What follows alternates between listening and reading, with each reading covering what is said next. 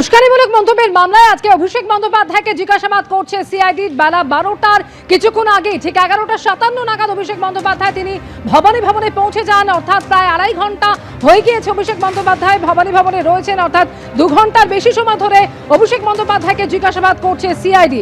প্রথমে বিধাননগর সাইবার থানায় অভিযোগ দায়ের হয়েছিল এবং পরে এই মামলার তদন্তভার নেয় সিআইডি। সরাসরি রয়েছেন আমাদের সঙ্গে প্রতিনিধি হিন্দল দে। হিন্দল, এই উস্কানিমূলক মন্তব্যের মামলায় একাধিক ধারায় মামলা রুজু হয়েছে, যার মধ্যে একাধিক জামিন অযোগ্য ধারা রয়েছে। আর সেই মামলায় অভিষেক বন্দ্যোপাধ্যায়কে আজকে জিজ্ঞাসাবাদ করা হচ্ছে। 2.5 ঘন্টা ইতিমধ্যেই হয়ে গিয়েছে। কি খবর পাচ্ছ, কোন পর্যায়ে রয়েছে জিজ্ঞাসাবাদ পর্ব?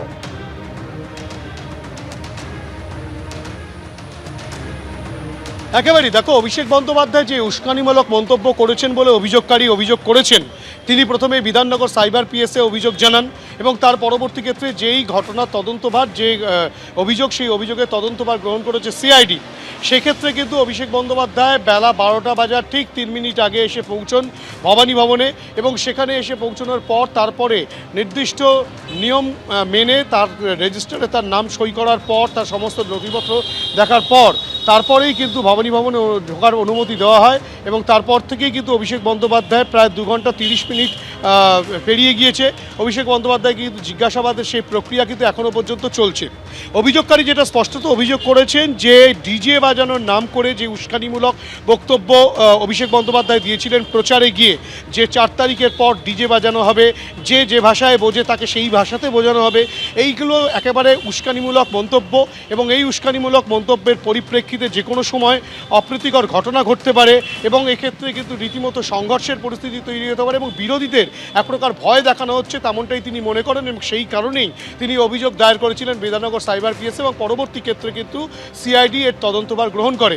তারই পরিপ্রেক্ষিতে আজ বেলা 12টার মধ্যে অভিষেক বন্দ্যোপাধ্যায়কে আসার জন্য বলা হয়েছিল এবং নির্ধারিত সময়ের 3 মিনিট আগেই অভিষেক বন্দ্যোপাধ্যায় ভবানী ভবন এসে পৌঁছন।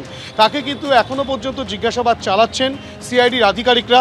তারা যেটা জানতে চাইছেন যে মূলত কার উদ্দেশ্যে এই মন্তব্য তিনি করেছেন, তিনি এই যে অভিযোগ করা হয়েছে যে তিনি উস্কানিমূলক মন্তব্য করেছেন, এই উস্কানি কেন দেওয়া হয়েছিল, কাকে কাকে মারধর করার জন্য যে ভাষায় বোঝানো হবে এই ধরনের মন্তব্য করা হয়েছিল, সেটা কাকে উদ্দেশ্য করে বলা হয়েছে। একটা তালিকাও পর্যন্ত পাওয়া গিয়েছে। অভিযোগকারী যেটা বলছেন যে একটা তালিকা ছিল, সেই তালিকায় একাধিক ব্যক্তির নাম রয়েছে যাদের উদ্দেশ্যে সেই বক্তব্য ছিল, সেই তালিকাটাকেও খতিয়ে দেখা হোক। এরকম বিভিন্ন রকম প্রসঙ্গ কিন্তু রয়েছে তদন্তের আওতাভুক্ত এবং তারই পরিপ্রেক্ষিতে সিআইডি তদন্তকারী দলের সদস্যরা তারা কিন্তু জিজ্ঞাসাবাদ করছেন এবং পাশাপাশি জিজ্ঞাসাবাদ পর্ব চলছে। হিন্দল, তুমি আমাদের সঙ্গে থাকো।